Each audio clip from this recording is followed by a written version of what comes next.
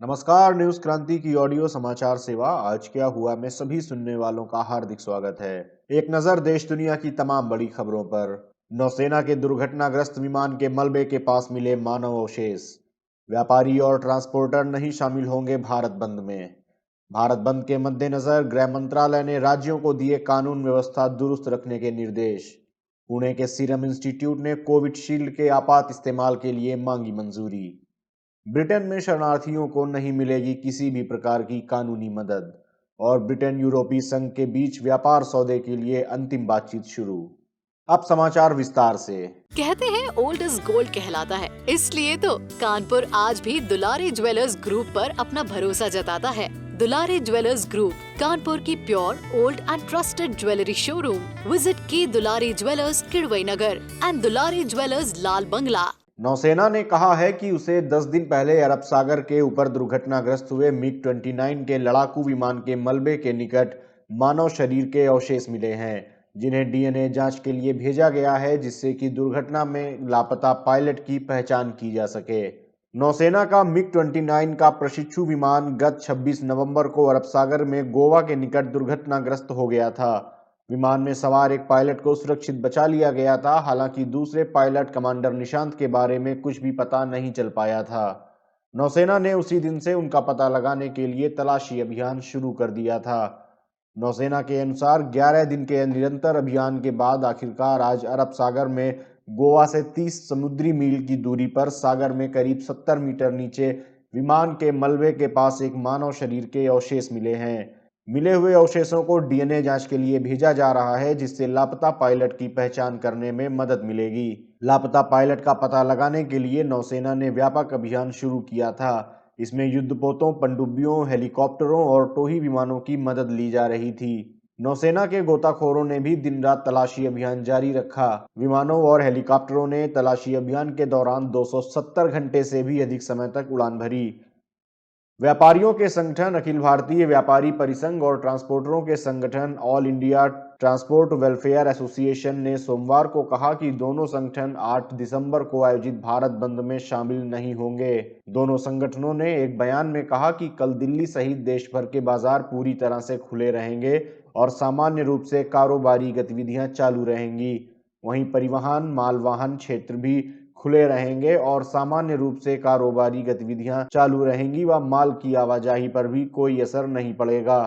परिसंघ के महामंत्री प्रवीण खंडेलवाल तथा एटवा प्रमुख प्रदीप सिंघल ने बताया कि भारत बंद को लेकर किसी भी किसान संगठन अथवा किसान आंदोलन के नेताओं ने परिसंघ अथवा एटवा से कोई भी संपर्क नहीं किया है और न ही कोई समर्थन मांगा है। इसे ध्यान में रखते हुए दिल्ली और देश भर के व्यापारी व ट्रांसपोर्टर्स कल भारत बंद का समर्थन नहीं करेंगे। बयान में कहा गया है कि जब किसान नेताओं की सरकार के साथ बातचीत का दौर चल रहा है तो किसी भी बंद का कोई औचित्य नहीं है। दोनों संगठनों ने कहा कि दिल्ली से और बाहर से दिल्ली आने जाने वाले माल की आवाजाही पर कड़ी नजर रखी जा रही है और यह सुनिश्चित करने के लिए आवश्यक कदम भी उठाए जा रहे हैं कि माल की सुचारू रूप से आपूर्ति होती रहे व किसी भी प्रकार की बाधा न उत्पन्न हो।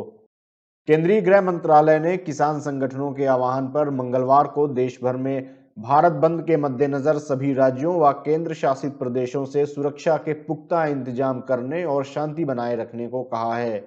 मंत्रालय के अनुसार केंद्रीय गृह सचिव ने सभी राज्यों और केंद्र शासित प्रदेशों को परामर्श जारी कर कहा है कि मंगलवार को किसान संगठनों ने देश भर में भारत बंद का आह्वान किया है। इस बंद को विपक्षी दलों तथा कई अन्य संगठनों तथा ट्रेड यूनियनों ने भी समर्थन किया है।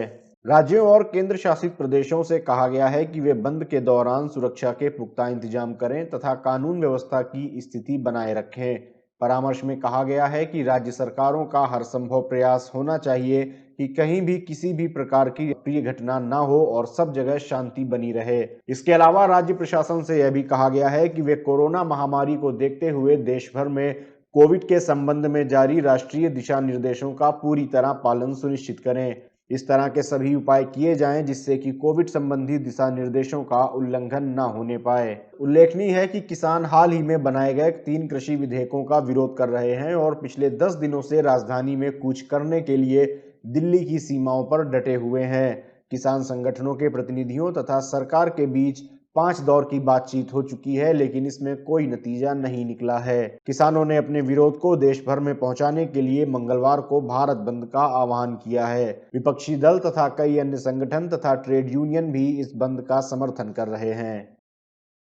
सीरम इंस्टीट्यूट ऑफ इंडिया के मुख्य कार्यकारी अधिकारी अदार पूनावाला ने सोमवार को इस बात की पुष्टि की कि उनकी कंपनी ने ऑक्सफोर्ड यूनिवर्सिटी द्वारा विकसित कोरोना वैक्सीन कोविशील्ड के इमरजेंसी यूज के लिए भारतीय औषधि महानियंत्रक DCGI से मंजूरी मांगी है। पूनावाला ने सोमवार को ट्वीट करके कहा कि वादे के अनुसार वर्ष 2020 खत्म होने से पहले सीरम इंस्टीट्यूट ने पहली भारत निर्मित कोरोना वैक्सीन कोविशील्ड के इमरजेंसी यूज के लिए आवेदन किया है। इससे अनगिनत जिंदगियां बचेंगी और मैं भारत सरकार तथा प्रधानमंत्री नरेंद्र मोदी के अमूल्य सहयोग का धन्यवाद करता हूं।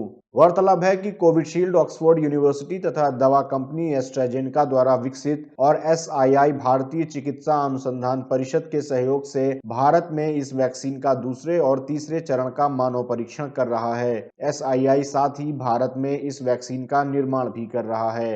सूत्रों के अनुसार SII इस वैक्सीन की 4 करोड़ डोज बना चुका है और यह वैक्सीन 2 से 8 डिग्री के तापमान पर रखी जा सकती है। इसलिए ऐसा कहा जा रहा है कि भारत में इसका इस्तेमाल ज्यादा आसान है। उल्लेखनीय है कि इससे पहले दवा कंपनी फाइजर ने अपनी कोरोना वैक्सीन के आपात इस्तेमाल की मंजूरी के लिए DCGI के समक्ष गत 4 दिसंबर को आवेदन किया था। फाइजर की वैक्सीन के इस्तेमाल के लिए ब्रिटेन और बहरीन पहले ही मंजूरी दे चुके हैं। ब्रिटेन में मंगलवार से टीकाकरण कार्यक्रम की शुरुआत भी हो रही है।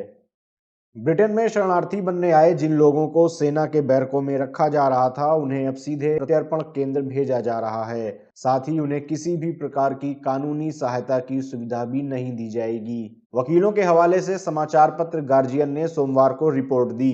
रिपोर्ट में कैंट में नेपियर बैरक और पेम्ब्रोकशायर की पेनाली बैरक के बारे में बताया गया है, जिसमें 600 लोगों को रखने की संयुक्त क्षमता है।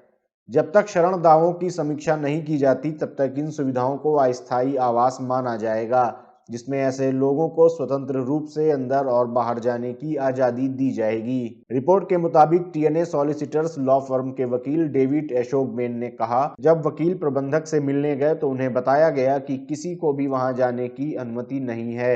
यह असामान्य है क्योंकि एक प्रत्यर्पण केंद्र में वे कानूनी सलाह की व्यवस्था करते हैं और इसका मतलब वह प्रत्यर्पण केंद्र में नहीं है। एशोकबेन की तरह ही इंग्लैंड और वेल्स की लॉ सोसाइटी के अध्यक्ष डेविड ग्रीन ने भी कहा कि यह पूर्ण सत्य है कि सभी को कानूनी सलाह और न्याय तक पहुंच होनी चाहिए, भले ही उनके पास बहुत कम या कोई भी पैसा ना हो।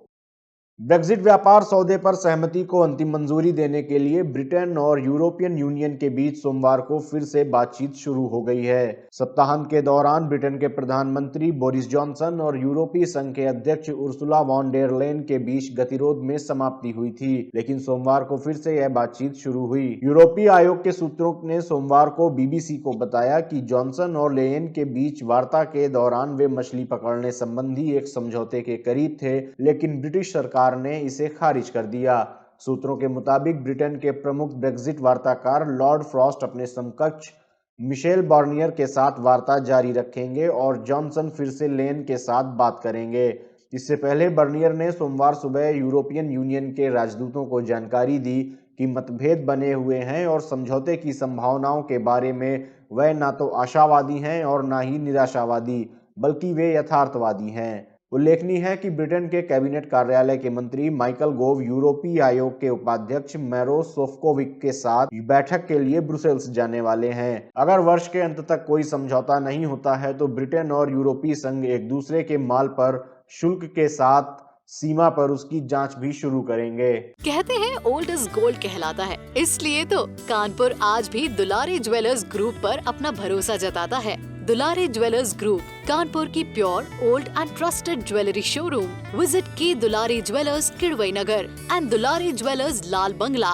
आज क्या हुआ में ये थी देश दुनिया की तमाम बड़ी खबरें। अन्य खबरों व विस्तृत समाचार के लिए आप हमारी वेबसाइट newskranti.com पर लॉगिन कर सकते हैं। इसके अलावा न्यूज क्रांति से आप अलग अलग social media handles Facebook, Twitter, YouTube और इंस्टाग्राम पर भी जुड़ सकते हैं। न्यूज क्रांति से जुड़े रहने के लिए धन्यवाद। शुभ रात्रि।